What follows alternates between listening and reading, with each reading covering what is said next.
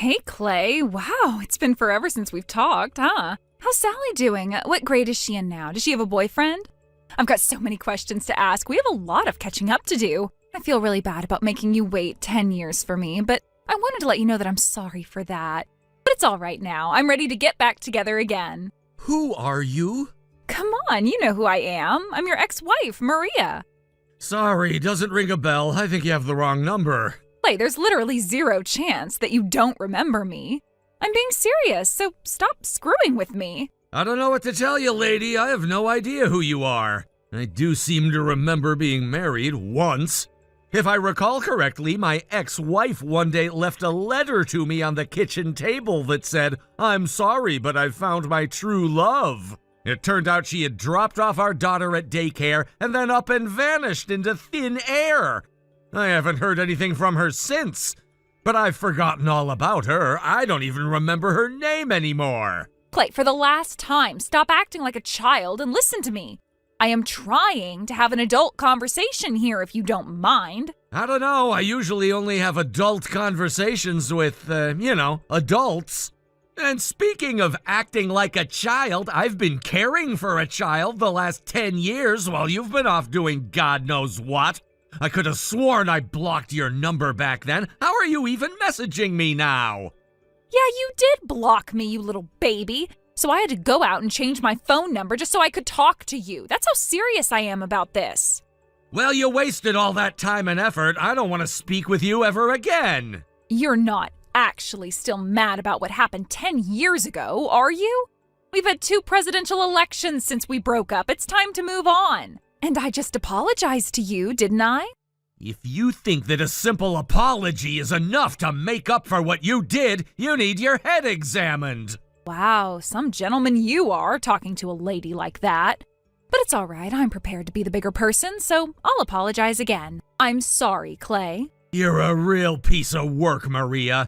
I mean, you're acting as if you legitimately believe that you didn't do anything wrong. I didn't do anything wrong, though. It was all his fault. He came onto me so hard that I just couldn't resist. I made a simple mistake, and it could happen to anyone. So if you want to be mad at someone, be mad at him. I'm just as much of a victim as you are. He tricked me. You know, I think you could probably skip getting your head examined and just go straight to being locked up in a mental asylum. There you go again, emotionally abusing me. You want to talk about emotional abuse, Maria? Okay, let's talk about it. 10 years ago, I finished work early and went home expecting to see my wife waiting for me. Instead, I found a letter saying you were running away with another guy. Then just a few seconds later, I get a call from Sally's daycare saying you still hadn't picked her up. What sort of effect do you suppose that had on my emotions, huh? Yeah, I know. I maybe should have done things a bit differently. Maybe? A bit? But you know what? Forget about me. I'm a man. I can take it. Sally, however, is still a young girl. She was 3 years old when her mother abandoned her, Maria. Do you have any idea how hard that was for her? Wow, she was only 3 back then? That doesn't seem that long ago. And yeah, I guess a girl does really need her mother at that age. If you were aware of that, then what were you thinking running away like you did? Again, Clay, I was tricked, deceived. It wasn't my fault. Taking care of Sally was crazy stressful for me. I wasn't thinking properly. And he took advantage of my mental condition. Even if that were true, and that's a big if, it wouldn't change the fact that you did the cruelest thing you could possibly do, both to me and to Sally. I know that, Clay. I know. It was wrong of me to leave you and Sally behind. I realize that. And that's exactly why I'm telling you that I want to come back. Why is that so hard for you to understand? Why is it so hard for you to understand that you're neither wanted nor needed? You only knew Sally for 3 years, and as of today, you've been gone for 10. She's gotten used to life without the mother who abandoned her when she was 3 years old. I don't think you're taking Sally's best interests into account, Clay. What's better for a child, to have a mother or not? You've been taking care of her all by yourself these last 10 years, haven't you? That must have been really hard on you. But don't worry, I'm going to be there to help you out from now on. That would be better for you, Sally, and me. It would have been better for all of us if you hadn't left in the first place. You're the reason she's been without her mother all these years. And above all, I have zero interest in getting back together with you.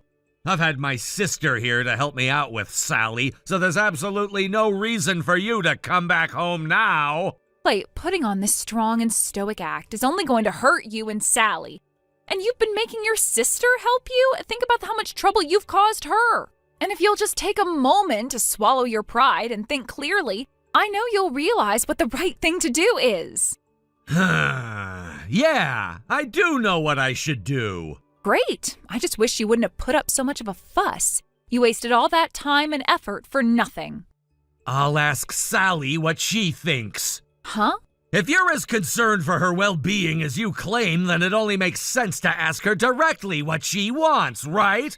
I can go and ask her what she wants right now. Well, okay, yeah, I guess that's fair. Go ahead and ask her.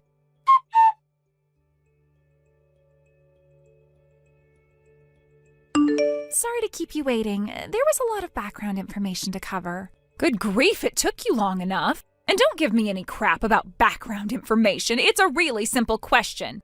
Does Sally want me to come back, yes or no? Well, let's hear it. What did Sally say? Dad told me that he would give you my answer for me, but I was firm that I wanted to be the one to speak to you myself. Wait, Sally? Is that really you? Oh my God! Hey there, princess. Mommy's missed you so much. I bet you've gotten a lot taller since I last saw you. I can't wait to meet you. We have so much to catch up on. Catch up? Catching up would imply that we used to have a relationship. But that's not the case for us. We never had a relationship. I don't even know you. You're a total stranger to me. And Dad always told me to never go with strangers. What are you talking about, sweetie? I'm not a stranger. I'm your mom. No, you're not. I don't have a mom. Oh, don't be silly, baby. Of course you have a mom. She's me. I'm your mom. Oh no, I think I know what's going on here. It's him, isn't it? He's gone and told you all sorts of lies about me to try and make you hate me. Well, don't you worry one little bit, Sally. I am every bit your mom, your one and only mom. I'm not a stranger. I was there when you were born. You just don't remember me, that's all. I know it'll all come back to you once we meet up, though.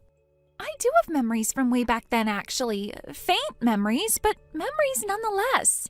But I always thought that the woman in my memories was Aunt Stacy, the woman who always looks after me while Dad is at work. I had no idea that woman was my mom. After all, I've never called anyone mom before in my life, at least not that I can remember anyway. I really only have vivid memories from after you had already left, so you can't expect me to remember you. Oh, Sally, I am so sorry for leaving you behind all those years ago. Every time I think about what I did to you, it makes me want to cry my eyes out. And I want to make up for that. I want to come back to you, sweetie, so please, honey, please, don't say anything like, I don't have a mom. It's like you're shoving a knife right into my heart. That's the saddest thing I've ever heard anyone say. I don't know what you want me to tell you, lady. I said I don't have a mom because it's the truth. I literally do not have a mom. You can disagree if you want. That's your prerogative. But the fact remains that there's nothing in my heart but an empty void where Mom used to be. Oh, you poor little thing. You've been totally brainwashed by your dad. I don't like talking about your dad to you like this, but your dad hates me for no reason. That's why he's been telling you lies about me. And the worst part is the effect his lies are having on you. He is going out of his way to keep you from having the mom that you desperately need. So tell me, honey, what did your dad tell you about me? Well, when I was younger, I used to ask him about where my mom was. All the other kids in my class had moms, but not me. But he only ever said, you don't have a mom, and that's okay. I knew it. He was brainwashing you. It's not really brainwashing, though, is it? I mean, what was he supposed to tell me as a 5-year-old girl? Well, you see, your mom had an affair with another man, and she abandoned you so she could run off with him. Something like that? So I can totally understand why he simply told me that I don't have a mom. You get it too, right? Oh, well, sure, I guess I can understand that. Yeah, when you put it that way, you're right. It's not too easy to talk to kids about affairs and stuff. Okay, I can see your point there. I'm glad we're on the same page so far. And I can admit that you have a point too about kids needing their moms. Back when I was in the 4th and 5th grade, the other kids used to pick on me because I didn't have a mom. My teachers told them off for it, obviously, but they did it in the absolute worst way possible. They treated me like I was some kind of fragile object. Like if anyone breathed on me the wrong way, I'd just shatter. I hated that.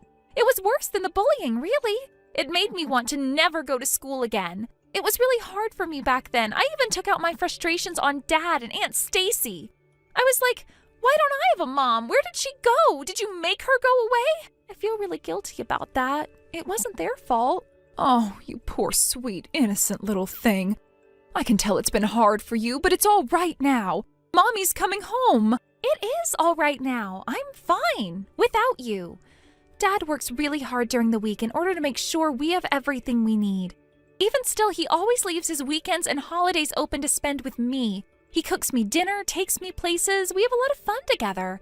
And since my Aunt Stacy comes here during the week when he's not here, I'm never alone at home. Plus, elementary school was rough for me, but I'm in middle school now, so the people around me are way more mature. No one makes fun of me for not having a mom anymore, and I've actually made a lot of friends. So I'm perfectly happy both at home and at school now. But imagine if you had your mommy with you too, then you'd be even happier. Don't you think so? No, actually I don't. I've already told you a bunch of times I don't have a mom, and I'm just fine with that. I think I'm going to start crying. I don't know what I need to say to make you understand. Wow, what a coincidence. I was thinking the exact same thing. Maybe it would help if I said it this way. The fact that I don't have a mom, the struggles that came along with that, and the way that so many people came together to help me through it all, are a part of what made me the person I am today. I'm perfectly happy with the way things are. In other words, I don't need some random person forcing their way into my life and mucking it all up. Hey, hold on. I am not some random person. You may not remember much about me, but that doesn't change the fact that I am your mother. And as your mother, I deserve a lot more respect than you're giving me. I have been nothing but kind to you during this conversation. Huh. Looks like your conversation didn't go exactly as you had hoped. Clay, is it you again? Yep. Sally had a really satisfied look on her face when she handed me back my phone just now. And looking through your conversation, it looks like she said all that she had to say. What an eloquent girl. I'm impressed. Impressive? That's what you call impressive? Didn't you see the way she was talking to me? Me, her mother. Is that how you raised her, Clay? I knew it. A man raising a child on his own is a recipe for disaster. I don't really want to hear that from you. After all, it's your fault that I was put in a position where I had to raise her as a single man. What do you think gives you the right to comment on the way I raised her? Duh, isn't it obvious? She's my daughter. I'm her mother. The only reason she was so rude to me was because you have been gaslighting her into believing I'm some kind of monster. How could you turn my own daughter against me? Do you even know what gaslighting means? The problem here is that telling Sally the plain truth about what you did would be enough to make her hate you. But I can honestly say we don't hate you anymore. We don't care about you at all. Don't talk like that. Oh, would you like me to talk about something else? How about the fact that the only reason you're crawling back to us is that you need a lot of money fast? What? The guy you left me for left you too, didn't he? And when he left you with a big fat pile of debt. How did you find out about that? I heard about everything from a lawyer friend of mine. So your plan was to use Sally as emotional blackmail in order to get me to take you back. Then once I did, you were gonna suck me dry. Do I have that right? No, that's not right at all. Oh yeah? Then go on, I'm listening. Why did you choose to text me so suddenly after 10 years? I don't know. I guess I didn't really have much of a reason. Right. Sure, whatever. It doesn't matter anyway. No matter what reason you might have to reach out to me, neither Sally nor I want anything to do with you. So stay away from us. Got it? Goodbye. Hey, hold it right there. This conversation is not finished. Clay!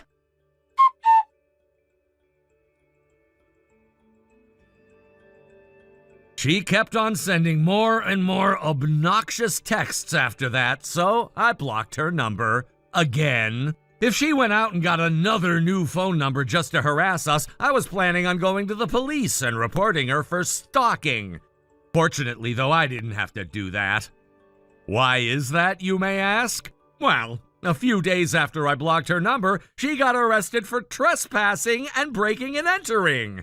Apparently, she broke into the house that we used to live in back when she first left us. I guess she didn't know that I had moved back into my parents' house in the meantime. That was a recommendation from my sister Stacy, and boy, am I glad I listened to her. I feel really bad for the people we sold the house to. They didn't deserve to get dragged into this. I gotta say, I was pretty moved when I read through the conversation that Sally had with Maria. I had no idea that she felt that way about me. I hate that my issues with her mother have caused her so much trouble in her young life, but that all just makes me want to work twice as hard to ensure that she always feels loved and never feels alone. Sometimes I feel like it would genuinely be good for her to have a mother figure in her life. You know, someone that she can actually call her mother. But I also know that I can't just go out and marry any willing woman. She's gonna have to be okay with taking on the heavy responsibility of being a stepmother. And, more importantly, she's going to have to be someone who Sally can love and respect as her mother. In the meantime, though, Sally and my sister Stacy are having a great time together. Thank you for watching. Please subscribe and hit the like button. See you next time.